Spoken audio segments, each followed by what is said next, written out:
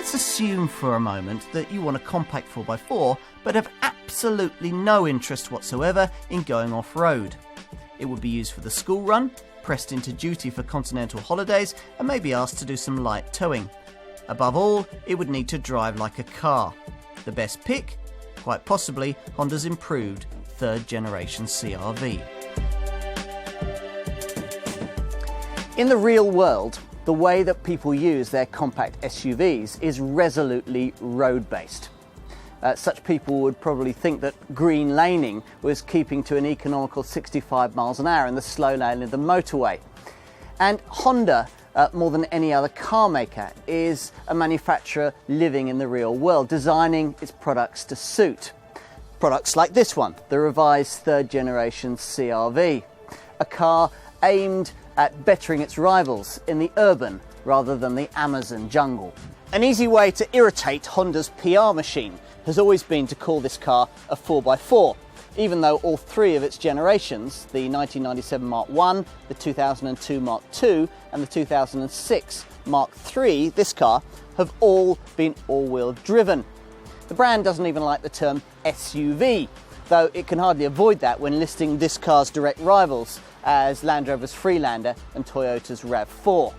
Both have been improved in recent times, so the CR-V has had to up its game too, with a mild facelift and a fresh diesel engine that can be ordered with the auto gearbox that so many buyers want. Let's check it out. The CR-V can handle gentle off-road tracks thanks to its four-wheel drive system, but as ever, it's best to think of this as an all-wheel drive equipped car rather than a proper SUV. Like most such systems, this 4x4 setup operates in two-wheel drive, front-wheel drive most of the time, unless a pair of pumps decides that there's a speed differential between the axles, causing drive to the rear to kick in. Now, it's not as fancy as the electro-hydraulic clutches or the viscous couplings employed by other manufacturers, but it does the job, giving you four-wheel drive traction when you need it and two-wheel drive efficiency when you don't. Under the bonnet, the 148 brake horsepower 2-litre iVTEC petrol option continues to be ignored by most CR-V customers in favour of the diesel alternative, a 148 brake horsepower iDTEC 2.2-litre unit borrowed from the Accord. It's more muscular than the old iCTDI diesel engine, with 10 brake horsepower more and a higher, more beefy peak torque figure of 350 Newton meters, which makes it better for towing. There's less hunting around the gearbox, and there's better pulling power from low revs with less turbo lag, which is ideal when, for example, you're trying to zip onto a busy roundabout. You don't really feel the benefit of all this so much if you opt for the 5-speed automatic diesel variant that I'm driving here, a fact evidenced by the way the auto box saps fully 2 seconds from the 0 to 60 time that you'd normally get in a CR-V diesel. That's 10.1 seconds. Now that's pretty impressive. It's comparable to the CR-V petrol variant. And it's more important, that speed, than you might think than in a car of this kind. Honda does, after all, claim this to be a driver's car. And has benchmarked it against family hatchbacks rather than other 4x4s to make sure that it is. So you've got the kind of fully independent suspension setup that you'd expect to see on a mildly sporting hatchback. Changes to the third generation CR-V also saw its centre of gravity drop by fully 35 millimetres. As a result, you can forget the kind of roly-poly road manners and ponderous ride quality still common to some compact SUVs in this class. Visually, there aren't too many differences with this revised third generation model. There are improved front bumpers and a revised grille. They're colour-coded on plusher models like this one. There are revised bumpers at the rear as well, and smarter alloy wheels. But then, not too many changes were needed. The Mark III CR-V was, after all, quite a big step forward from its predecessor, with a lighter, wider, but slightly shorter body that was claimed to be 85% stiffer. It was sleeker too, without traditionally clumsy SUV styling cues like a side-opening rear tailgate with a great big spare wheel stuck on the back. Who needs that? The third generation shape was bigger too, although unlike some rivals it couldn't accommodate a third row of seats. Still, the rear seats you do get are set high to offer occupants a good view. There's plenty of legroom too, which you can further optimise by sliding the seats backwards and forwards to maximise either legroom or luggage space. You can even recline the seats to really enable yourself to flake out on longer journeys. When not required, said seats, which fold 60-40 at the base and 40-20-40 at the back, can be tumbled forward and stowed upright to create a space large enough to stow a couple of mountain bikes. You won't even need to remove their front wheels.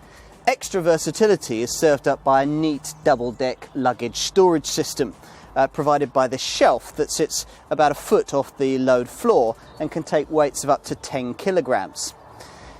This hinged slab enables articles to remain easily accessible but out of view. At the wheel, where everything falls neatly and easily to hand, there are an assortment of cubbies and segments for cabin storage for all your various odds and ends. Honda hopes that you'll notice the upgraded fabrics and plastics on this revised model, giving the cabin a more premium feel. An upgraded audio console design features too, although there are still a lot of fiddly buttons to get familiar with on the multifunction steering wheel. Still, the upgraded sound deadening equipment in the cabin and around the engine is welcome, making this a quieter and more relaxing car to drive, aided by things like these front seat armrests.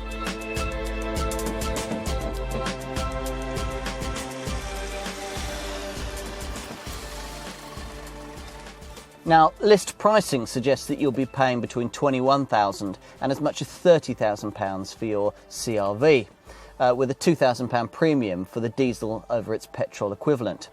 Now, actually, that pricing means that most versions of this CR-V will be very slightly cheaper than their Toyota RAV4 or Land Rover Freelander equivalents. The CR-V used to be seen as a premium compact 4x4.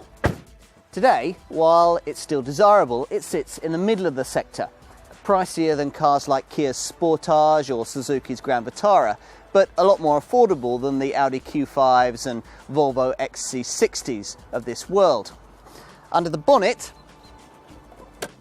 buyers have a choice of the 2-litre petrol iVTEC engine or this 2.2-litre iD-TEC diesel unit. Both generate 148 brake horsepower and come with the same 5-door, 5-seat body style.